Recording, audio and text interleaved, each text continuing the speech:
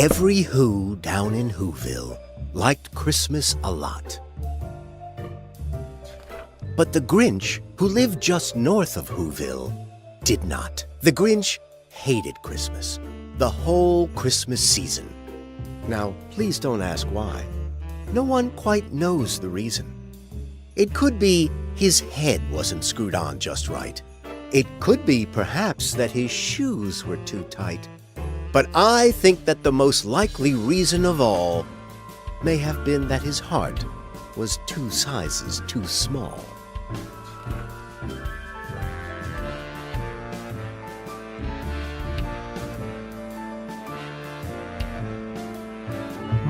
"'Tis the season of cheer, and Christmas is looming. But the Grinch isn't happy. In fact, he is fuming. With a hatred so deep that he just can't conceal it. To cancel this Christmas, old Grinchy will steal it. To get into town, to make it the distance, you'll need to find Max. You'll need his assistance. Slither and slink, with a smile most unpleasant. To earn more rewards, collect every present. More hot than a chimney, more sweet than a nuzzle. It looks like you found Grinch a piece of a puzzle. Collect all the pieces to unlock more skills. With brand new abilities come brand new thrills. After searching through packages, boxes, and sacks, finally Grinch has found cute little Max.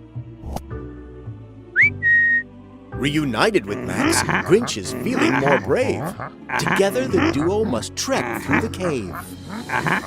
This door is locked shut, the hinges all glitch. Help Grinch and Max find the sneaky creek switch. To get on with the plot, to move on and explore, little dog Max can help open the door.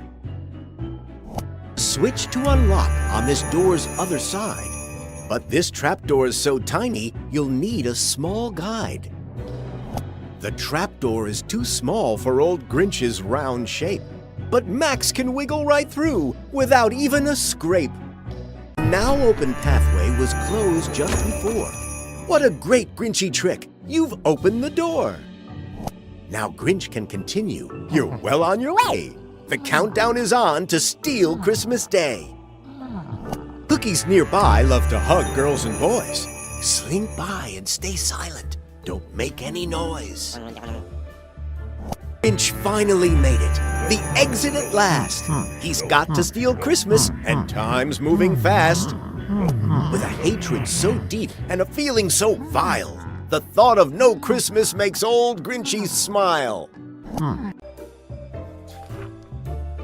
But whatever the reason, his heart or his shoes, he stood there on Christmas Eve, hating the Whos. Staring down from his cave with a sour, Grinchy frown at the warm, lighted windows below in their town. For he knew every Who down in Whoville beneath was busy now hanging a mistletoe wreath. And they're hanging their stockings, he snarled with a sneer. Tomorrow is Christmas, it's practically here. Then he growled with his Grinch fingers nervously drumming. I must find some way to stop Christmas from coming, for tomorrow he knew. All the Who girls and boys would wake bright and early. They'd rush for their toys, and then, oh the noise, noise, noise, noise! That's one thing he hated, the noise, noise, noise, noise. Then the Who's young and old would sit down to a feast, and they'd feast, and they'd feast, and they'd feast, feast, feast, feast. They would feast on Who pudding and rare Who roast beast, which was something the Grinch couldn't stand in the least. Now out of his cave on his snowboard at last, with an avalanche coming, Grinch needs to move fast.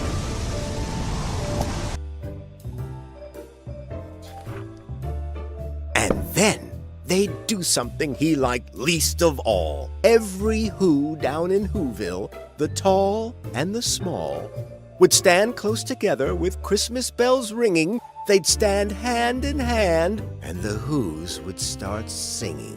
They'd sing, and they'd sing, and they'd sing, sing, sing, sing. And the more the Grinch thought of this Who Christmas sing, the more the Grinch thought, I must stop this whole thing.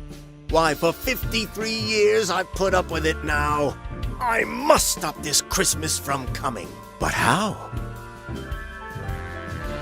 Then he got an idea. An awful idea. The Grinch got a wonderful, awful idea. Those lovey-dove Who's with their overblown hugs. Grinch would rather be covered in 10 dozen bugs. In true Grinchy nature, he hates who he hugs. Better hide him from Who's and their love-buggy tugs. I know just what to do, the Grinch laughed in his throat, and he made a quick Santa Claus hat and a coat. And he chuckled and clucked, what a great Grinchy trick! With this coat and this hat, I look just like St. Nick. All I need is a reindeer. The Grinch looked around. But since reindeer are scarce, there was none to be found. Did that stop the old Grinch? No, the Grinch simply said. If I can't find a reindeer, I'll make one instead. So he called his dog Max. Then he took some red thread, and he tied a big horn on the top of his head. Then he loaded some bags and some old empty sacks on a ramshackle sleigh, and he hitched up old Max. Then the Grinch said, get up! And the sleigh started down toward the homes where the Who's lay a snooze in their town. All the windows were dark. Quiet snow filled the air. All the Who's were all dreaming, sweet dreams without care. When he came to the first little house on the square. This is stop number 1, the old Grinchy Claus hissed, and he climbed to the roof, empty bags in his fist. While the Grinch is getting closer to Who-ville at last, there's more cheer to avoid, and you've got to move fast.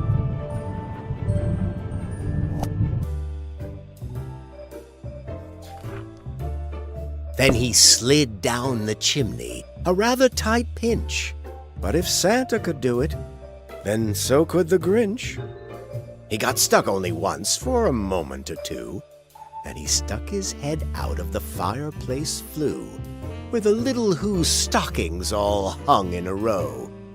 These stockings, he grinned, are the first things to go.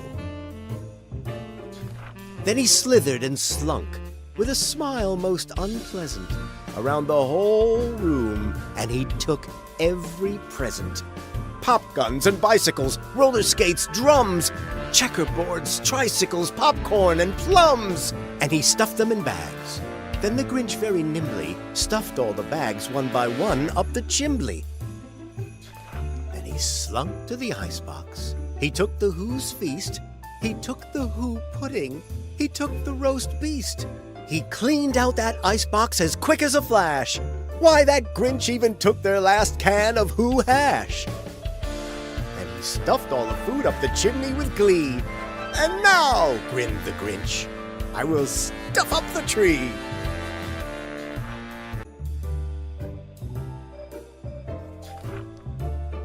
And the Grinch grabbed the tree, and he started to shove, when he heard a small sound like the coo of a dove.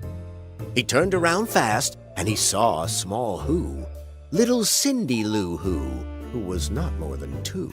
The Grinch had been caught by this tiny Who daughter, who'd got out of bed for a cup of cold water. She stared at the Grinch and said, Santa Claus, why? Why are you taking our Christmas tree? Why? But you know, that old Grinch was so smart and so slick. He thought up a lie, and he thought it up quick. Why, my sweet little tot, the fake Santa Claus lied. There's a light on this tree that won't light on one side. So I'm taking it home to my workshop, my dear. I'll fix it up there, then I'll bring it back here. And his fib fooled the child. Then he patted her head, and he got her a drink, and he sent her to bed. And when Cindy Lou Who went to bed with her cup, he went to the chimney and stuffed the tree up. Then the last thing he took was the log for their fire. Then he went up the chimney himself, the old liar. On their walls he left nothing but hooks and some wire. And the one speck of food that he left in the house was a crumb that was even too small for a mouse.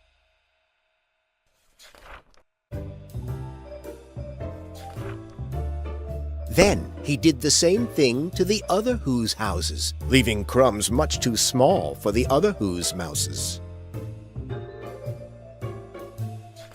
It was 1/4 dawn, all the Who's still abed, all the Who's still a snooze when he packed up his sled.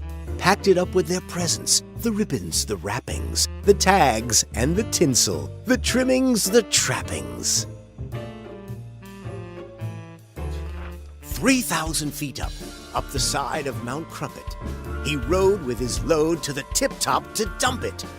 Pooh-pooh to the Who's, he was grinchishly humming. They're finding out now that no Christmas is coming. They're just waking up, I know just what they'll do. Their mouths will hang open a minute or two. Then the Who's down in Who-ville will all cry boo-hoo. That's a noise, grinned the Grinch, that I simply must hear. So he paused, and the Grinch put his hand to his ear. And he did hear a sound rising over the snow. It started in low, then it started to grow. But the sound wasn't sad. Why, this sound sounded merry. It couldn't be so, but it was merry, very. He stopped down at Who-ville. The Grinch popped his eyes, then he shook. What he saw was a shocking surprise. With this change of his heart, Grinch knows just what to do. He will give back the presents to every sweet Who.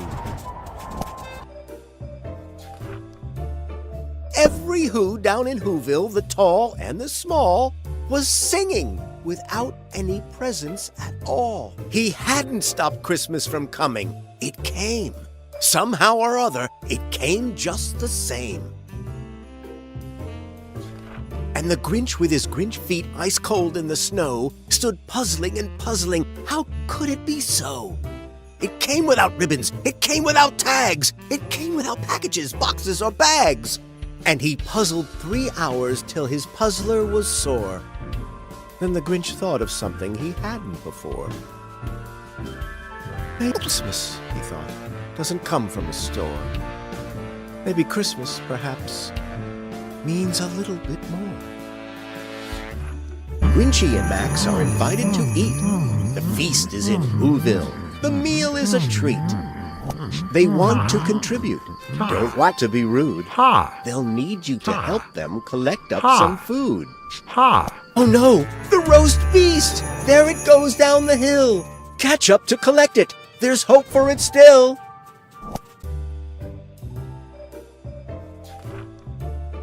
And what happened then?